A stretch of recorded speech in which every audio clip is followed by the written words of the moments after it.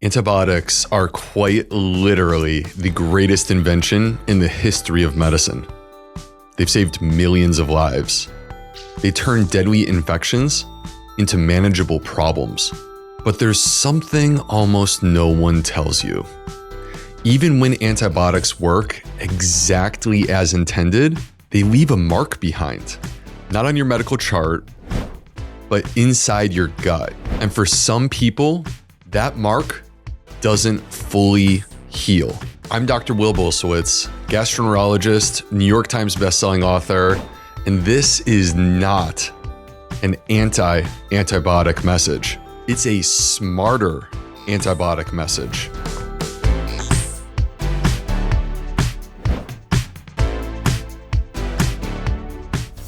What I want to show you today are the real, measurable risks to the gut microbiome and exactly how to reduce them when antibiotics are necessary. Over the next 20 minutes, I'm going to walk you through 4 science-backed strategies to protect your gut if you need to take antibiotics. What to do before, during, and after.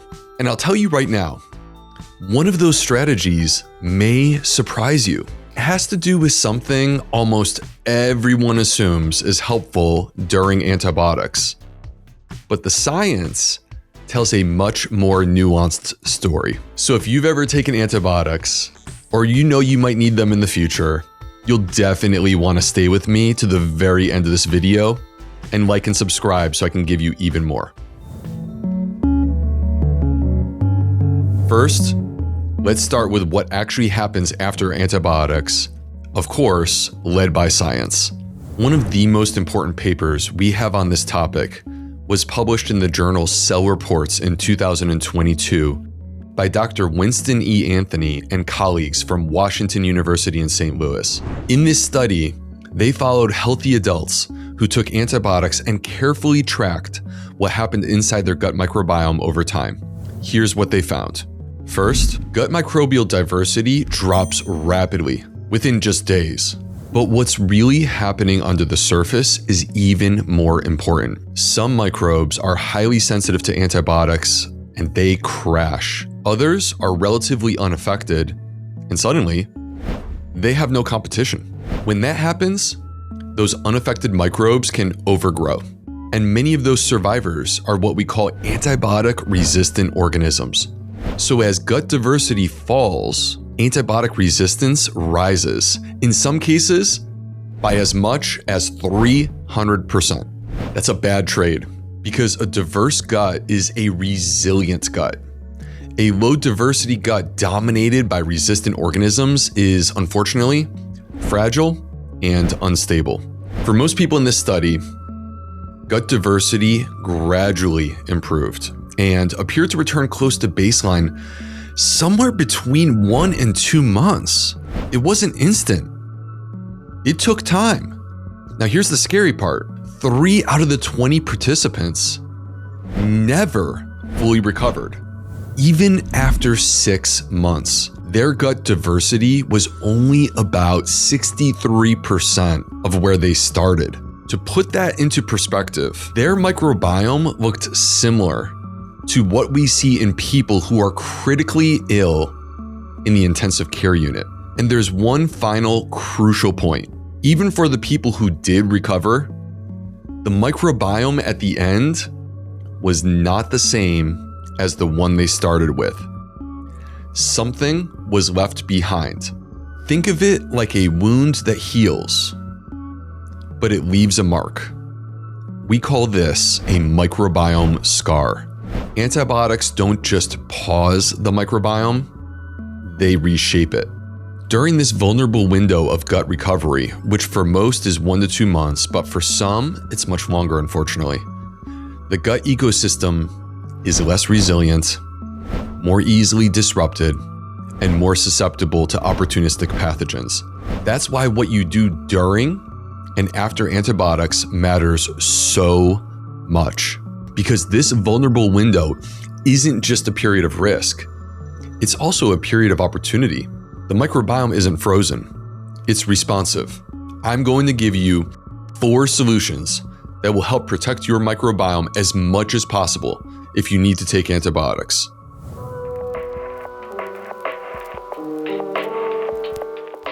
Diet changes risk. In fact, your diet matters before, during, and after antibiotics. And the biggest factor here is fiber. Fiber feeds the beneficial microbes that help to keep the gut stable. It helps maintain a healthy gut environment. And it supports the production of short-chain fatty acids, which calm inflammation and strengthen the gut barrier. This is everything you need to protect your gut when it is being challenged by antibiotics. Mechanistic studies show that when the gut is deprived of fiber, antibiotics cause more severe microbiome injury and delayed recovery.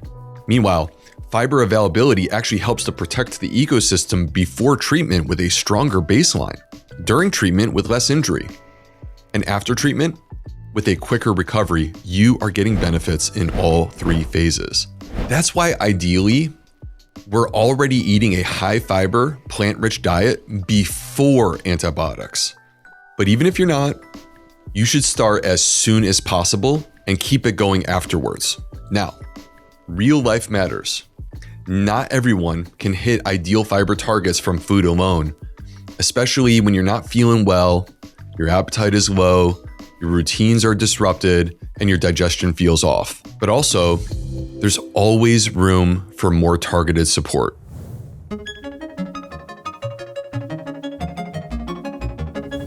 Fiber supplements, or more specifically, prebiotic supplements. And this isn't just theory. In a recent mechanistic study, researchers showed that supplemental fiber meaningfully reduced antibiotic-induced gut dysbiosis by stabilizing the gut environment and limiting the overgrowth of antibiotic-resistant bacteria. Importantly, the benefits were seen whether the fiber supplement was started before antibiotics, during treatment, or even after antibiotics were completed. In all cases, fiber helped preserve the beneficial microbes and supported a healthier recovery. That tells us something important. It's rarely too late to support the microbiome, and fiber remains one of the most effective tools we have. Think of food as the foundation. Supplements are there to help you stay consistent when things aren't perfect, and to add to what you do with your diet. For many people, fiber-rich food alone is enough. But when diet isn't consistent, or digestion is sensitive, or the gut has taken a bigger hit, targeted supplement support can be helpful as a bridge. If someone wants a practical example of what this looks like, one option I've been involved with is 38 Terra Daily Microbiome Nutrition, or DMN. DMN was designed specifically to do what the science suggests is helpful here: a low FODMAP measured dose of prebiotic fiber that supports adaptation rather than overwhelms.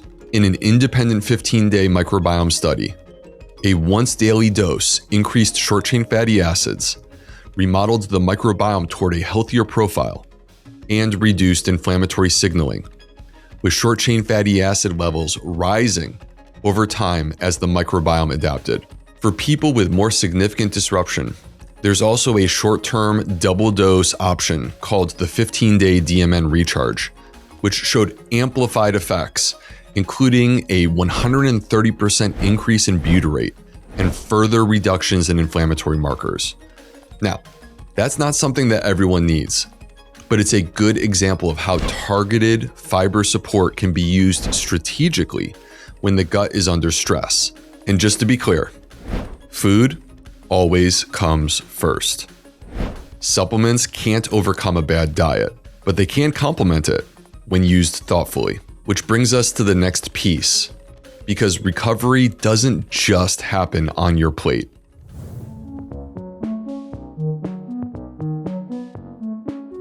Antibiotics affect the whole body, not just the gut. This is the moment to tighten up your routines. Regular movement, daily exercise, time outdoors, morning sunlight, consistent sleep. These aren't nice extras. They're must-haves because they influence your immune regulation, your gut motility, and your microbiome signaling. So you can think of all of this as a recovery phase. It's not just a normal week. And by the way, recovery isn't just about what you add. It's also about making sure that you're not piling on the system when it's trying to heal.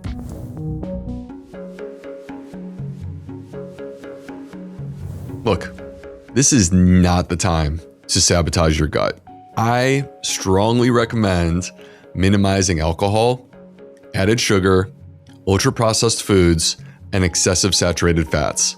During antibiotics, the microbes are vulnerable. We want to feed the microbes that help us. Those fiber-loving microbes. Now's not the time to fuel inflammation or those pathogens. Now, if you've been paying attention, there's probably something you've been waiting for me to mention. Probiotics. For many years, I recommended probiotics to just about everyone who had to take antibiotics. That was the standard advice. And honestly, it made intuitive sense. But then I came across a study that completely changed how I think about this. So let me bring you up to date on how I approach probiotics now and why nuance matters here more than almost anywhere else. A fascinating 2018 study published in the journal Cell by Dr. Jotham Suez and colleagues at the Weizmann Institute in Israel showed something totally unexpected. In this study, people who took probiotics after antibiotics actually had a slower microbiome recovery. I'll show this on the screen, and for those listening, I'll walk you through what it shows. What we see here is a drop in gut diversity by 66% during 14 days of antibiotics. The red line is allowing a natural recovery without probiotics, and you can see that it's slowly recovering over time, although it's not back to baseline after a month. As we've learned, it can take 1 to 2 months for your gut to recover. But we also see a green line. That's the group that got probiotics after antibiotics. And what you see here is that a month after the antibiotics were finished, gut diversity hasn't recovered at all. You're stuck with low gut diversity. The leading theory is this: probiotics may temporarily fill a void, but in doing so, they can prevent the natural ecosystem from reestablishing itself. This does not mean probiotics are bad, but it does mean they are situational tools, not defaults. Where probiotics do matter is C. difficile risk. This is an infection that can affect the colon when you take antibiotics. Risk factors for this infection include older age, recent hospitalization, multiple or prolonged antibiotic courses, immunosuppression, or having a history of prior C. diff infection. For higher risk individuals who have these risk factors, a probiotic may be appropriate. But for lower risk individuals, probiotics are generally unnecessary. This is always a decision to make with your doctor. If a probiotic is used, the one I personally prefer is Saccharomyces boulardii. Why? Because it reduces antibiotic-associated diarrhea. It has been shown to reduce the risk of developing a C. diff infection. It does not permanently colonize the gut. And as a yeast, it does not get impacted by antibiotics. But importantly, you should stop the probiotic when you don't need it. That's how we get the benefits of the probiotic, but we also minimize the negative impacts on gut recovery. I have an entire in-depth video about my approach to probiotics, when to use them, and honestly, why I used to prescribe them incorrectly. You can watch it here, and we'll link to it in the description. If you're looking for a structured way to put all of this into practice, this is the framework behind my new book, Plant Powered Plus. It's built around supporting the gut microbiome through periods of stress, including antibiotics, using a food-first approach, targeted support when appropriate, and habits that help the system recover and become more resilient over time. Everything we talked about today fits into that bigger framework.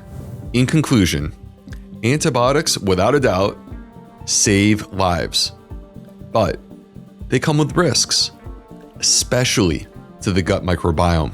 The goal isn't fear, it's respect, preparation, and recovery. Support your gut before, during, and after antibiotics, and you dramatically improve your odds of a full, resilient recovery. If you've learned something from this video, you probably have someone in your life who could benefit from it too. Pass it along and give it a like so others can find the info too. Subscribe to my channel if you haven't already. I'm Dr. B, and I'll see you on the next one.